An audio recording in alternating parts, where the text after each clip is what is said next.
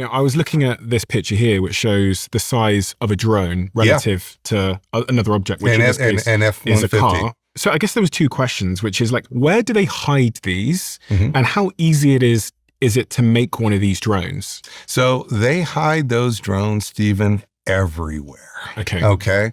They're in drone caverns, they're in warehouses, they're everywhere. They could be, so that drone, just to kind of give you a sense here, would easily fit in this room. But the reason this is so difficult is notice how small that is here, that drone, compared to the scale of where it could be. And this is what I really want to show you, because this is, I think, the hardest part to explain to people as I'm talking in whatever format I'm talking, is it's the scale of eliminating the drone and missile threat is much bigger than people realize, because they're hearing measurements. Well, we've destroyed X% and Y%. And that's why you're getting the question. But if you look at this map, this is where these drones, these Shahed 136, could literally be anywhere in this radius, 500-mile area. And notice how huge this area is. This area like this is bigger than California. It's 1.5 times the size of California. So I guess it's like trying to find a truck in California. It's like trying to find a truck in California. These little things here are the Shahed drones. Yeah. Okay. And what we're doing in this area, which is mountainous, so this is why we have a three-dimensional. It's not just a two-dimensional problem. It's a three-dimensional problem. We'll show some of these visuals on screen now, just to show what the terrain where they're hiding these drones might be like. They could be anywhere in these mountains. There's all kinds of, and if we kind of imagine this as a visual, so this is the general problem here we have, which is just this stuff could be anywhere. And now these are the drones, and this is the terrain that the drones are going to hide in. And notice I've just sprinkled some here, but now I'm going to cover these up with more terrain. And notice you can't see those drones anymore. And now I'm going to put in some more drones somewhere else. And now we're going to put another layer in. And this is again, it's the three-dimensional part of the problem, meaning hard to find from the air. Now, if I get my people out and I start going in, now I could start to dig them out. But let's just keep doing this for a while. So now I'm putting in another, say, 20 drones, and I'm going to cover it yet again. And then I'm going to put in another set of drones, and I'm covering it yet again. I guess you could put all the drones in there and you would still be able to cover them. You would, yes, but you wouldn't do it you do it in layers. So they're going to make it so that if you find one, you're going to have to work really hard. You have to get them drone by drone by drone, or at least in clusters of them. I guess also an important point of context is they're also making new ones this whole time. Exactly. So our estimates that we have leaked from the Pentagon are in April. That's months ago. These drones, they were making 55,000 a year and giving them to Russia. So just think about that. That's thousands every single month. Why haven't they made another 5,000 or 10,000 drones since April? If you want this to open, so let me The Strait of Hormuz. The Strait of Hormuz. So now let me just explain. So this is our problem. If you want the Strait of Hormuz to open, it's not good enough to say, oh, look, I've found like dozens or hundreds of these drones. You've got to persuade the shipping companies that their ships are safe. They don't obey orders from the Pentagon. You can't order the shippers to go through. Because the ships are expensive. The ships are expensive. How and expensive? The crews don't want to, in the many millions. Millions and millions of dollars. I don't know the exact amount of these tankers, but each tanker will carry between 700,000 and over 1 million barrels of oil. And so they have quite and you can do the math right there to see how much each ship is worth carrying that much oil.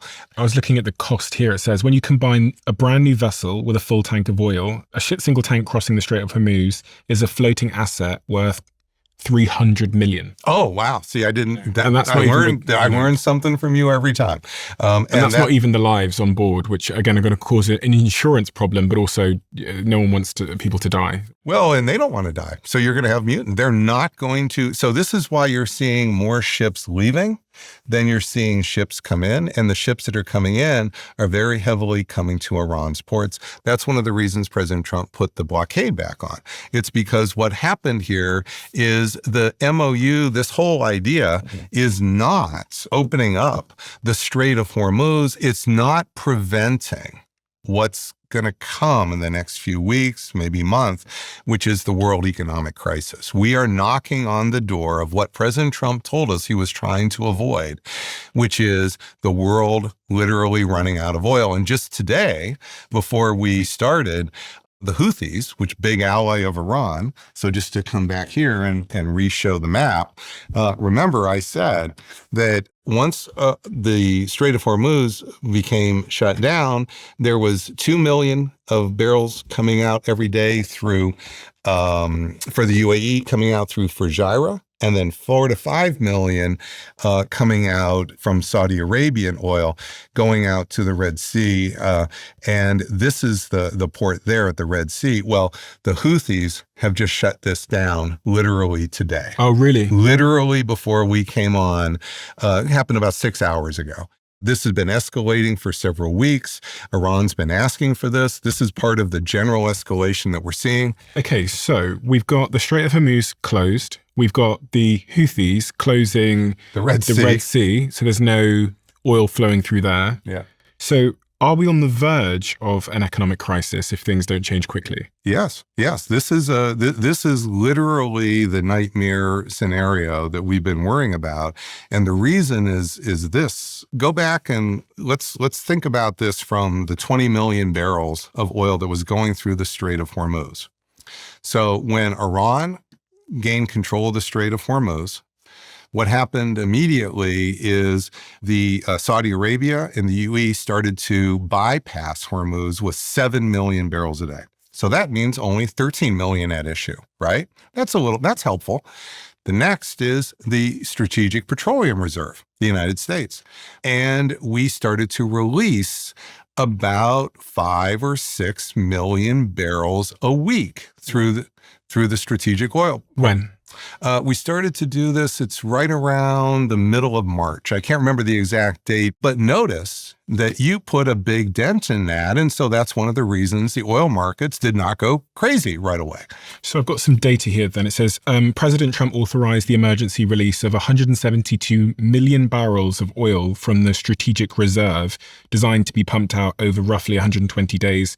This wasn't just a US issue or the US acting alone. The US drawdown was part of a massive coordinated effort by 32 member nations of the International Energy Agency, who collectively agreed to release 400 million barrels from their emergency stockpiles.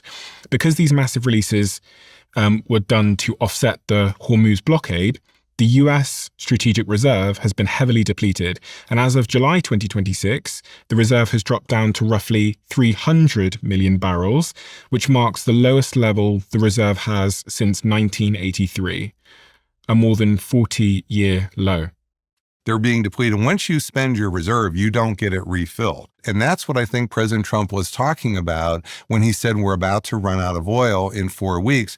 That was exactly the date, because we've just run to the date of that quote. What you just read is we're coming to about the 120th day. And so what that means is all of that cushion that we had in the system to protect the price of gas already went up. Now you have even more risk. And then on top of that, Stephen, we have another set of problems besides the oil itself, which is refining capacity in the world. So we don't put crude oil in our cars. We put gasoline in our cars. Diesel as well. Well, how do you get the gas and the diesel? You refine the crude. So that means the refineries need to work. Well, where are much of the world's refineries? In the Persian Gulf. Not just oil comes through the Persian Gulf.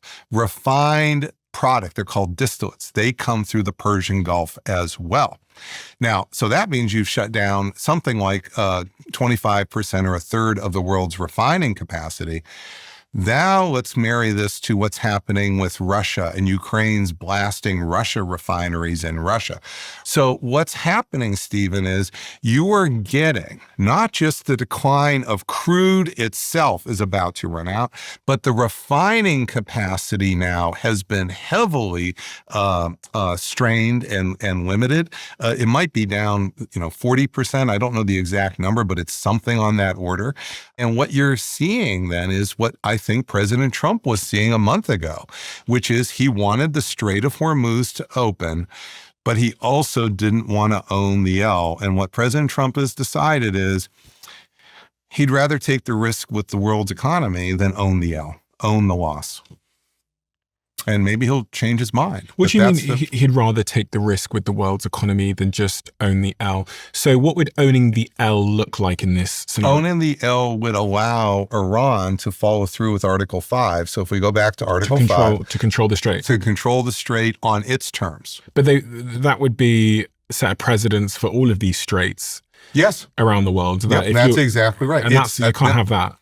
Well, these are the choices we have, Stephen. So the choices: do we have a global economic crisis, possibly recession, possibly worse, or do we let Iran control the Strait of Hormuz? This is not a good place to be. Well, that's the fork in the road that I was telling you was the stage 3 dilemma. So that's exactly where we were in March. So Stephen, just to explain to your audience, because they're trying to figure out how are we getting here, this is what the 20 years of modeling was really showing. We would very quickly get to this fork in the road. It wouldn't take months and months. It would happen right away. And President Trump has been trying to avoid the escalation trap. This is called an escalation trap. And he's been trying to avoid that trap. He tried to avoid it with bombing for 6 weeks. He tried to avoid it with the blockade. He tried signing the MOU. He let J.D. Vance offer money, and that none of those were actually working.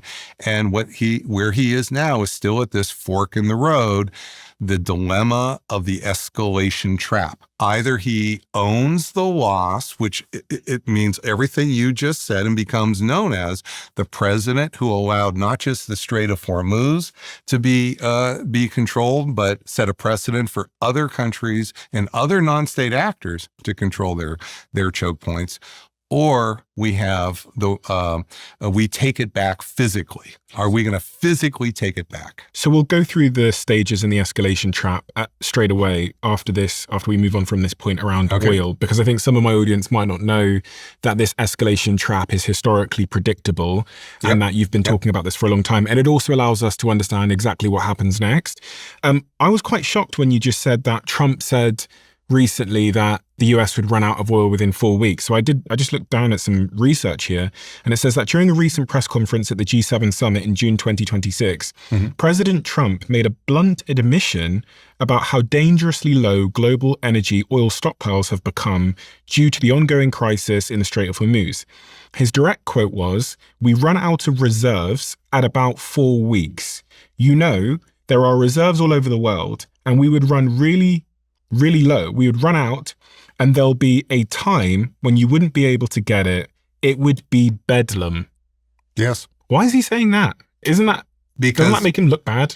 It makes him, he's being, I think, forthright in why he signed the MOU, which is to avoid that bedlam, the world economic crisis. However, the problem for President Trump is, in order to avoid the bedlam, he has to let Iran control the Strait of Hormuz, establish that sphere of influence I was explaining. And he, almost immediately after he said that statement, within 48 hours, undermined that MOU that would have avoided that.